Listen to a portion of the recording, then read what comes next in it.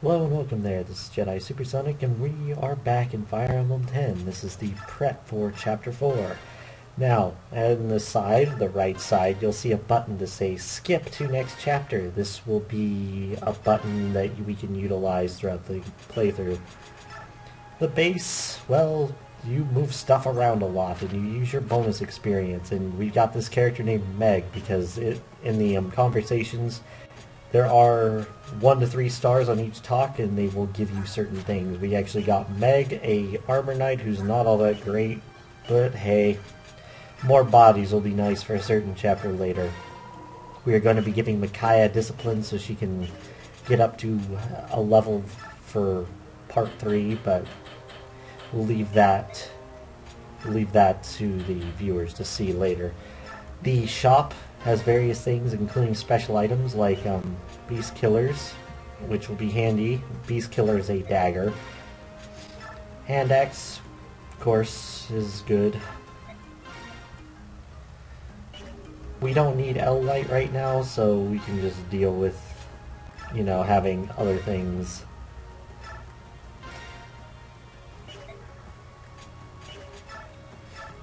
Now we have bonus experience that we can give out. There's very little of it.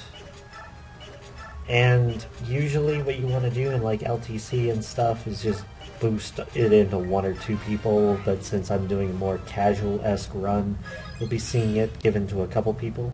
You'll be seeing an awkward cut here in a moment, which I will then proceed to change over to the next part of the footage. Alright, so that cut was because that was my first break, but supports in this game work kind of weird because you can support anyone with literally anyone.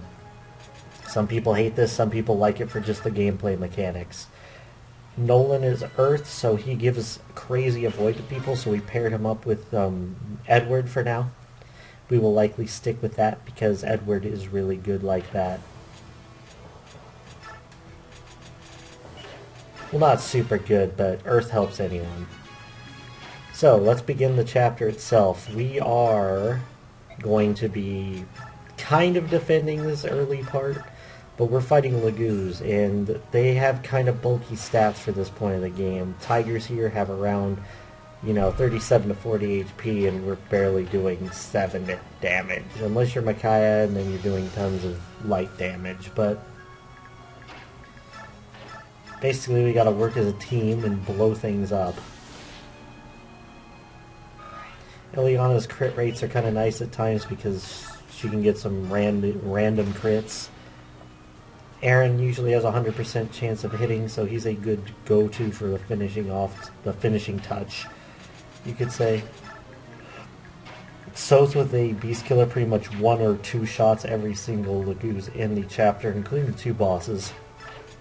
There are treasures strewn about. There's also some treasures hidden in the gold itself, which I will be demonstrating a few things of here. This wall up here can break, and Nolan's going to have to guard that with Edward's help. Sothe isn't exactly going to be able to just sit there and help everyone defend. Aaron gets his usual level there. Shade didn't take effect. I'm actually not sure why Shade didn't take effect there, but whatever. Sothe can just 2-shot this guy. See, like, that crazy damage.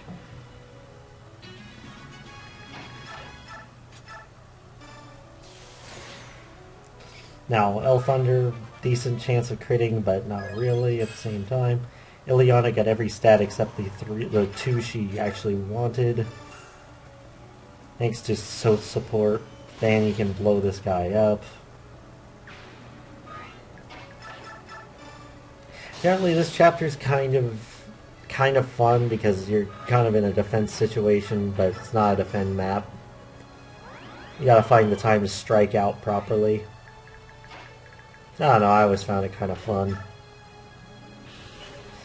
We still have plenty of vulneraries from earlier that we can just utilize for insurance, because Sothe actually does get damaged by these guys. Hand axes are nice, because, you can get some cheap shots in.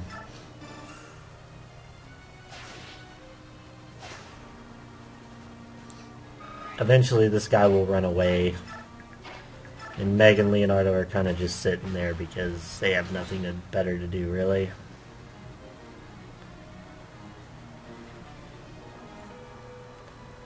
Enemy laguz aren't that smart, though, and they will charge at you even if they don't, you know, have meter. Because they do work off a meter. We'll explain it more when we actually have a laguz, though. Needless to say, it's one of their greatest faults in both games, and I just wish transformation units in these games worked like how dragons worked in FE3, because you just used the stone and you were transformed for like 5 turns or so. This meter micromanagement is kind of annoying. And to get support up higher, you need to actually converse between the 2 units who are supported. This is definitely key in the Dawn Brigade, who actually kind of need supports to work better.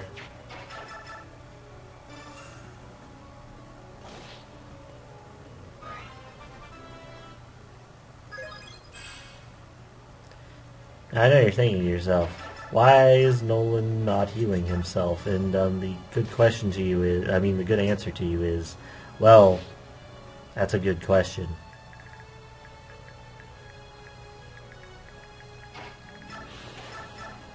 If I recall correctly, though, the calculations were that he'd survive. Or that guy would just run away, you know.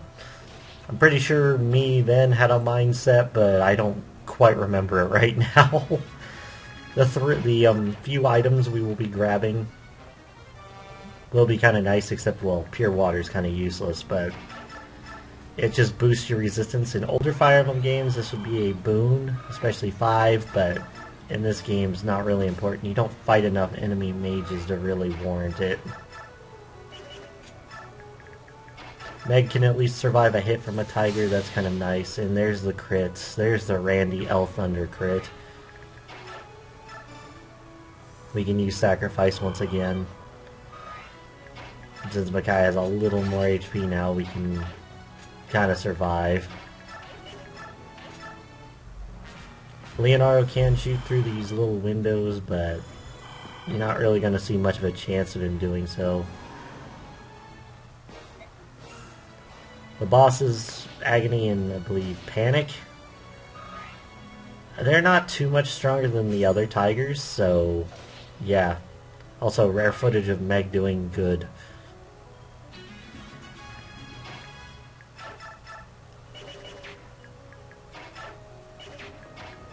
I kind of pinned myself in a corner going up one. But, what you gonna do?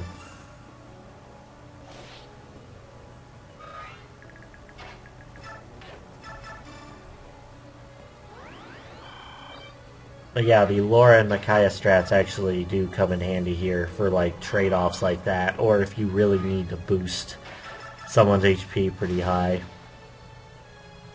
And now since the right side is clear, we can now have Aaron and Meg go over to the right. Another typical Aaron level. Really realizing I should have forged a knife right now, because knives are throw weapons for thieves. Don't make my mistake. Alright, Meg's innate skill, I forgot to explain it. It's called Fortune, and basically, she's immune to crits. It's kind of a nice skill. Although, kind of useless later in the game when you don't have to worry about random crits that much.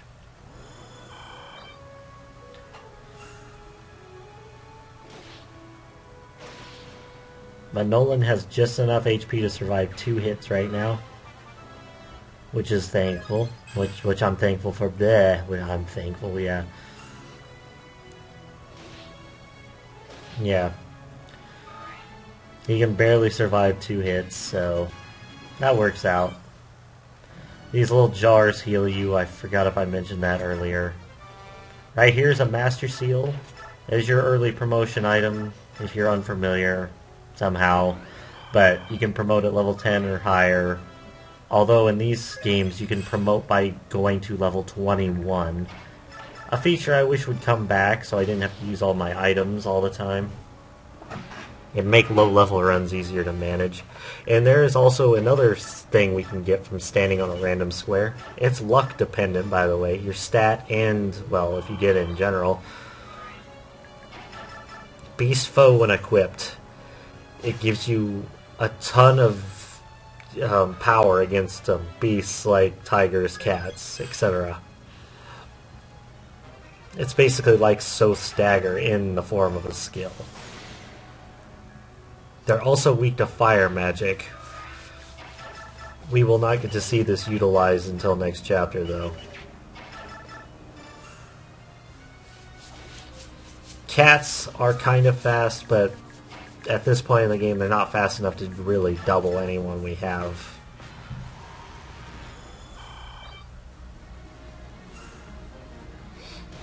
Always pay attention to enemy meter, because you never know when they might run out, when they don't, well, want to run out. Something stavers like Laura can do is they'll heal a couple hit points every turn while they're holding a staff. Kind of a cool little thing. Easy way for Micaiah to get experience other than the occasional nuke, which she got HP again. Very good overall in terms of levels so far. And since Sothe's using a bronze dagger, I think I might want to bring up that bronze weapons cannot do crits. Of course, those of you who joined in with Awakening and Fates know this, because bronze actually carried over into those games.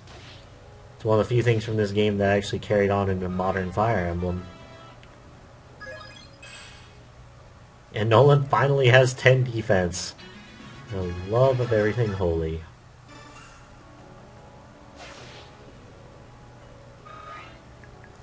Edward's trying to get kills. He's trying, goodness sakes. I wonder how Micaiah feels being at the, edge of death every 10 seconds right now because of how I'm utilizing her. Must feel like, well, pain. Lots of pain.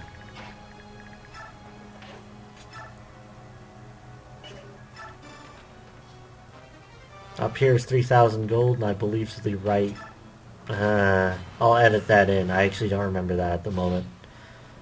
It's something you want, and it's not something you'll necessarily get depending on how this works, because this is a route map.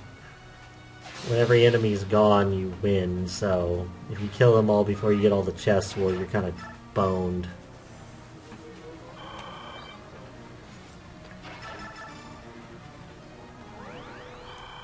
I also really like the look of this chapter. It kind of reminds me of the mental image you're given in The Hobbit, the book, of kind of what Smaug's little chamber looks like. Although I will give the movies the credit on that one, that they actually did get that room pretty accurate. Also, the boss decided not to transform and run towards Sothe. Unfortunately, we did not get our crit, or else that would have been hilarious. Because, random crit on the boss while he's not transformed would have been a first for me. Because the enemy AI is really bad sometimes.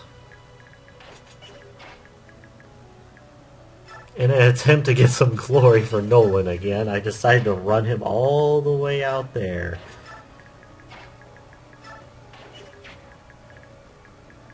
Although part of me was hoping that someone would miss on this phase. But since he attacked Sothe, no chance of that happening. Dead. Nice pink tiger there. Just a doozy, really. Sothe gets some more strength so he can kill this guy even harder. I think he one-shots him. Yeah, he does. And that's the end of that chapter. I'll see you next time. Hopefully I'll get to describe more things in the base more accurately. So, yeah, till next time.